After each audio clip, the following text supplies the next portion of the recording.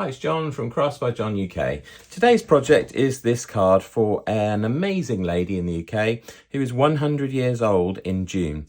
There's been a plea that's been put out to card makers across the land saying, let's fill her mailbox with cards. So they're trying to get 100 happy birthday cards for her 100 amazing years. I've made this card using some pretty patterned paper in the back. You can see we've got dragonflies and we've got flowers. And then I've just backed that with black. I've edged with a Distress Oxide. In fact, I lie, with a Distress ink. Vintage Photo, just to darken that edge a little bit, just create a little bit of 3D interest. I've then cut out from large dies this 100 and the word Monica, which is her name. And then on top of that, I've mounted on foam pads, so it's slightly lifted, this happy birthday. So it kind of creates a focal point and a point of interest. That's the card, quite simple, not a particularly long video because there's not too many techniques shown, but hopefully it's enjoyable. If you're interested, stay tuned. Okay, let's get started. So I've got myself a piece of paper. This is a larger than normal piece because I'm going to be using a 7x7 card blank. This is slightly larger than I would normally work with, but for this project, I wanted something a little bit bigger. And I've cut that piece of backing paper down. You can see just kind of fits nicely on the card. I might do a little tiny black border around it once I finish, but I'm going to work on this as my backing panel. Now, I just so happened to have received this week in the post these huge number dies. So I ordered these from Temu, and you can see the ones that I've pulled out so far are the 1 and the 0, and I've obviously used those to cut out the letters, or the numbers, sorry, that I need for this card. So it's all about this lady who's 100-year-old. She's in a home in the UK, and there's been a plea out to all the card makers saying, can we create some lovely cards for her so she has 100 cards to open on the day? And a group that I'm involved in are going to do this. So I thought, well, I should play along. And I happen to have this piece of it's like a metallic grey. It's not silver, metallic grey card. So I've cut the 100 out. I don't know this lady, so I can't say anything personal about her. So I've cut the 100 out, and I've also cut out a whole load of letter dies as well. So I've got Monica 100. I think I'll probably put the Monica at the top. So I've cut all the letters out for that, again from some letter dies that I got from Temu. I need to just work out how I'm going to space these. I'm picking them up with my tweezers because they're quite fiddly. These are obviously a lot smaller than the letter die, the number dies, so I just kind of need to work out how I'm going to lay this out, which is what I'm sort of just playing with at the moment. Maybe we'll go, and this is a sort of a trick or a tip really. People read pretty much left to right. So if you've got elements that don't kind of tie up, it's sometimes good to do left to right. And I could do something funky like that. And then the other piece that I need to fit on here is this one. So again, this was a die set that I bought again from Temu. I just saw it and thought, I quite like the idea of that. It's quite strange because the happy fits in the background die, but the birthday kind of overlaps the happy. So I think it's kind of intended to be in two different colours. I've actually done it the other way round. I've done it on a yellow backing. This was a piece of scrap I had, which was a splatty background. I've stuck the letters down, and then I've just used my water pen to kind of just go over the background and flatten it out a little bit. So I'm going to use that, but my thought was to just lay out roughly like that. So it's got Monica 100, happy birthday. Now I'm thinking I don't want to do the obvious Monica, happy birthday 100, boring, boring, boring. I want to do something interesting with it. It's fairly obvious that that says 100. My only dilemma, do I do 100 like that or do I do 100 like that? I think probably like that would be better actually. When you're 100 years old, you probably haven't got time for fun.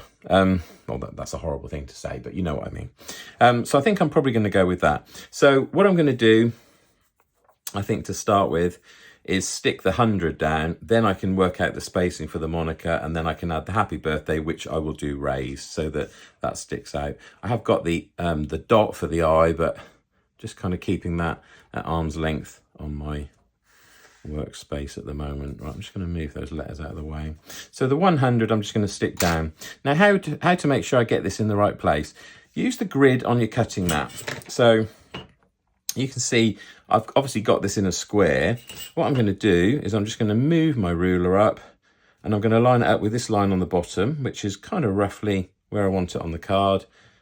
Just double check that again. Yeah, that is kind of the right place. So I'm just going to lay that on there, and then lo and behold, I've got something to kind of work up to. So I'm just going to use my liquid glue for these. I'm not going to raise the 100 because I want to raise the happy birthday that sits on top of it. So just going to stick some ink on here. So I'm going to do all three at the same time. I've got enough time before that dries.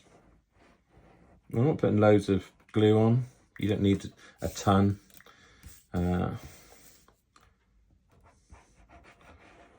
Just enough so it sticks. So what I need to work out now is roughly where on the horizontal. I think probably about there. So I'm going to just get that roughly down, grab the other one, get that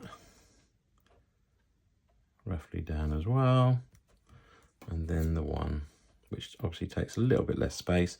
So therefore, there you go, we've got pretty much in the right place, and that's pretty level, I think.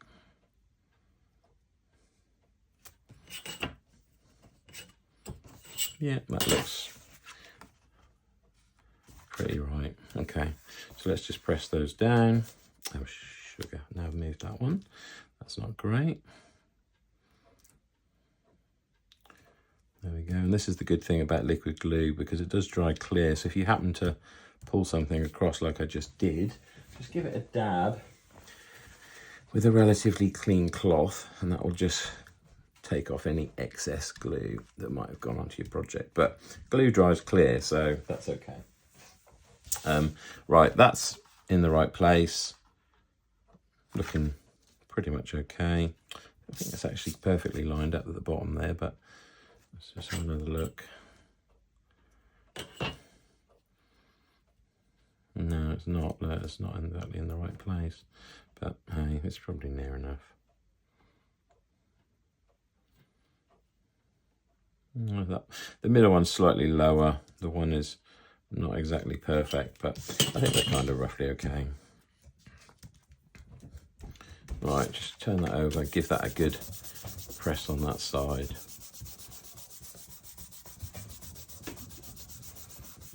And the warmth from your hand will kind of make the glue stick to the paper.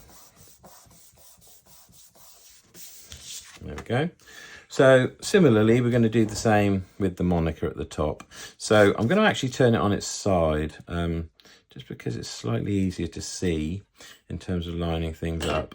I'm going to pop that ruler down on a line there, and then just check these letters. They're kind of taller than you think, so you have to kind of just be a little bit canny about where you put them. So yeah, you see that works. That's quite a nice, there's nice decent spacing there. So I'm going to pop that ruler back down and work with that. Now you could do a similar thing here with a piece of washi tape if you wanted. Put the washi tape down, stick all the letters, pull the washi tape off, but I don't want to waste washi tape doing that. So let's just stick these down as we go. You can see I'm dotting the glue on and kind of working up to that.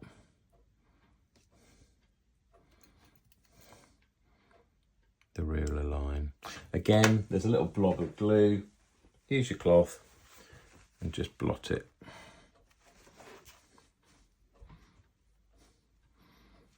Give it a press as you go. So next the O.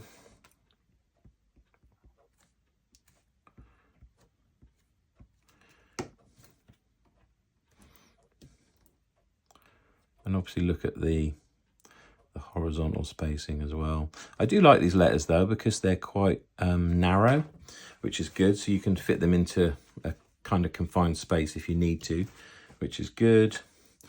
And then we're away. So what I'm going to do now I've kind of got going, is I'm going to actually stick the glue on all of them and then do the whole lot.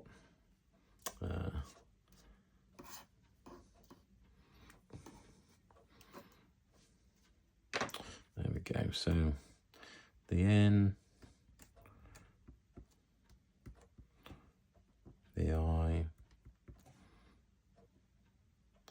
the C, the A.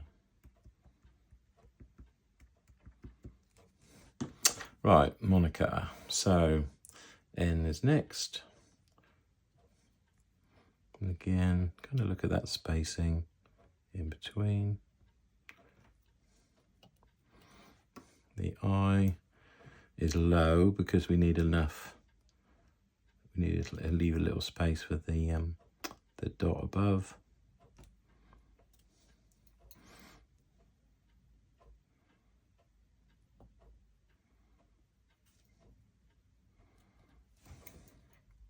The C, which is definitely the wrong way around.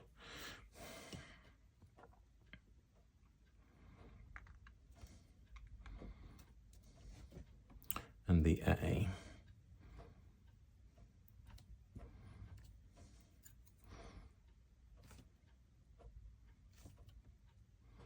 I mean, this is quite unnatural looking at it this way. So I'm now going to just flip it and have a look at it that way. Yeah, that looks good. I think the C could come up just a fraction.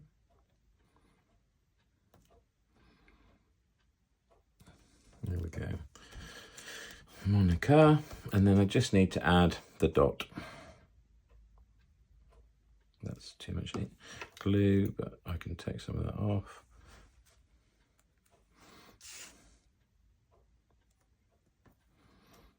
There we go, and then just move that into position. This is just basic white PVA glue from the range. I don't use anything fancy. It's all much the same to me. There we go. So we've got our Monica and 100, perfect. Now what I'm going to do now, I'm going to put my glue away for a minute. Because although we're keeping this fairly clean and simple, I want to do just a little bit of inking around the edges.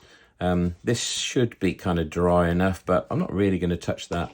I just want to get some ink on the edges so that I've got a little bit more of an interesting edge to my card. So what I'm going to do this time around, I'm going to go around and put a bit of brown onto the edge. Now this will help when I ink over the edge. So I'm actually loading that edge up with quite a lot of ink because I don't want to go too far into the card, but I just want to get a little bit of brown on the edges just to kind of distress it a little bit. This is just distressing, not Distress Oxide this time. Distress Oxide is very, very wet. If you try and do this with Distress Oxide, you will get quite dark colour that goes onto the card in quite a big detail. Ink up your sponge off the card and then start just very light strokes.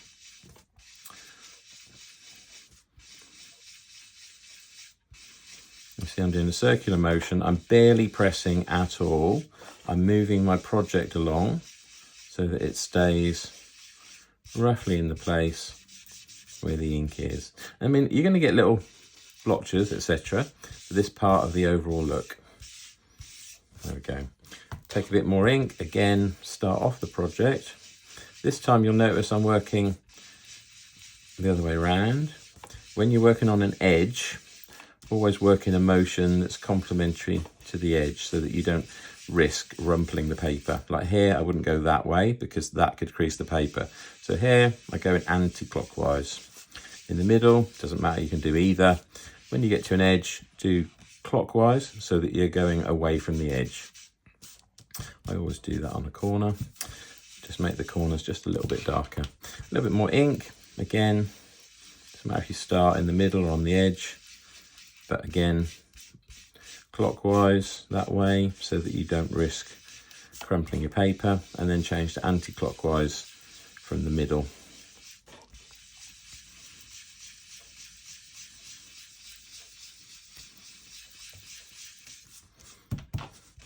Again, from the middle to the corner. Sometimes you can do it in strokes, but mostly in circles is best.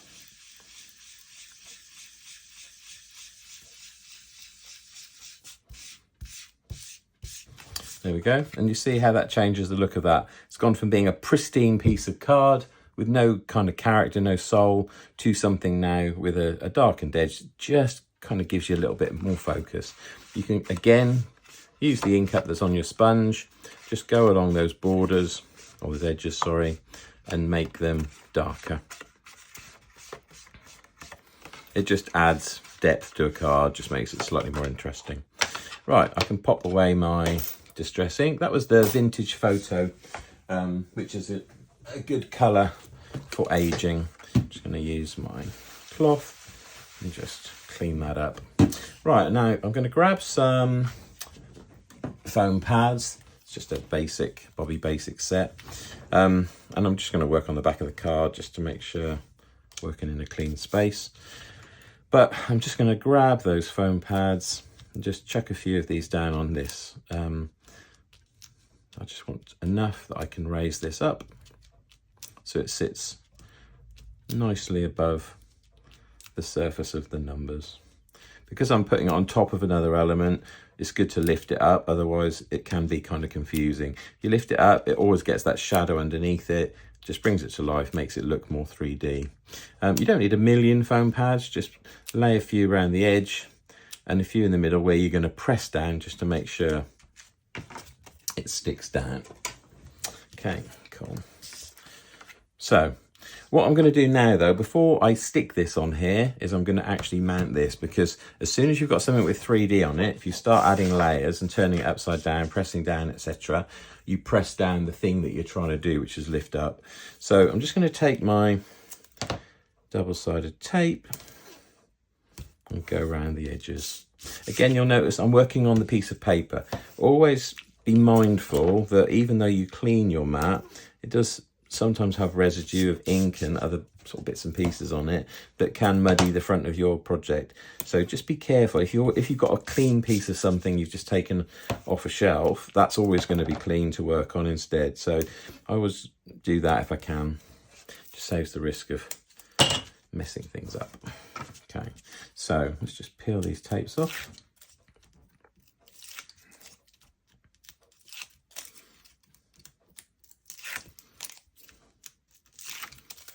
Quite a pretty paper pad, this one. I don't tend to use printed paper that much. I usually make my own backgrounds, as you know if you've watched my other videos. But on this occasion I thought, no, I fancy actually using something printed. This is another technique. Stop things sticking down too quickly, keep them moving. So I want to get into that corner.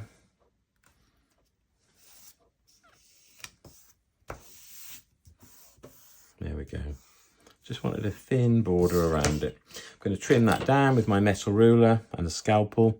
Make sure if you're using a scalpel that you've got a nice sharp blade. Just eyeballing that, I'm not measuring it. Don't cut too quickly, cut slowly. Feel the paper. Again, just by eye. There we go. Support the paper, otherwise when you get to the end, sometimes it flies off and you end up cutting that's not equal. Put that paper back in your scrap pile. There we go. Now we've got our project. So we've got Monica with our darkened edge and then a nice little black border. So what we could do now is actually stick this to our card base. Just by putting that black border on, look what a difference that makes. It does always just finish a card off. So I'm just going to flip that over and I'm going to stick this down before I add our happy birthday element, which is lifted. Again, working on the clean thing on my desk, which in this case is the card blank.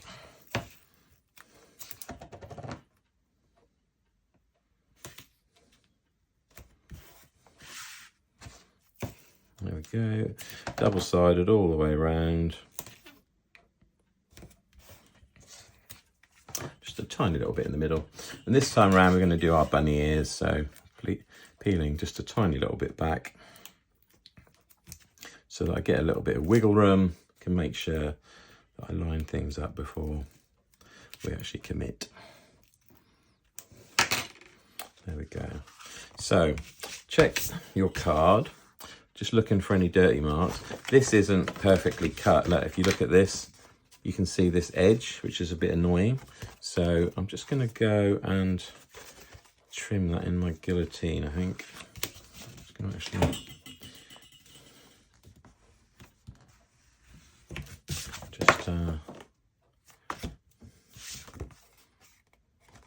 do that with my bone folder. It does annoy me when card blanks aren't perfect, but actually I'm just going to trim that with my knife. There we go. I can do it here. But that would annoy the hell out of me, so no, we're not going to have that.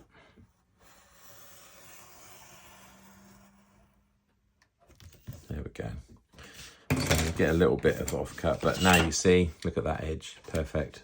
The two are really nicely lined up. That's annoying to me that, you know, companies that make these should do better. Okay, so put this down, drop this down, and then wiggle it around till you get it in the middle. If you've got a bit of a gap, top and bottom, like we have here, maybe always do a little bit more gap at the top than the bottom. That is more pleasing to the eye. There we go. And then we just simply peel those tapes off. Boom, boom, shake the room.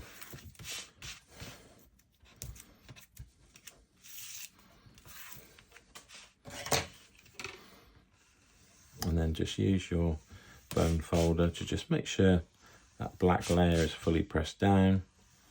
Do the other one as well if you want, just to make sure that's completely stuck, but I'm pretty confident it should be. There we go. So Monica 100, and now all we need to do is just finish that off with a happy birthday. Now I could put it down the bottom here. I could put it in the middle. Not sure.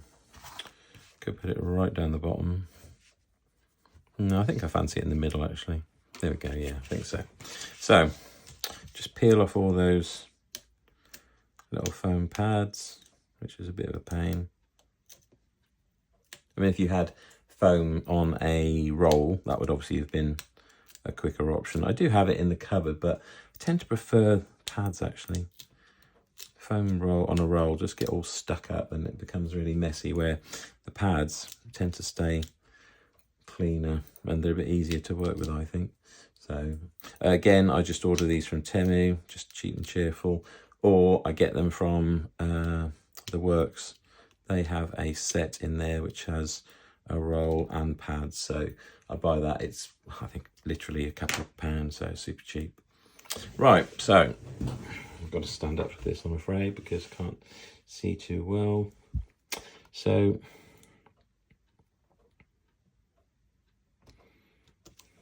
here we go. I think that looks good. And the fact that this is a slightly lighter, brighter yellow kind of calls your attention to it. So I think that is looking pretty good. Quite pleased with that. Obviously, as I said, it's a card for somebody that I don't know, so I didn't want to spend hours and hours on it, but it's nice. Monica has a nice 100 happy birthday card. I will just put an inner in there and just write a message with a generic kind of wishing you a happy birthday. I might say something about the fact that she's 100 years old and what an amazing life she must have had and the things she's seen. So I'll just finish that one off, but there's our card for today.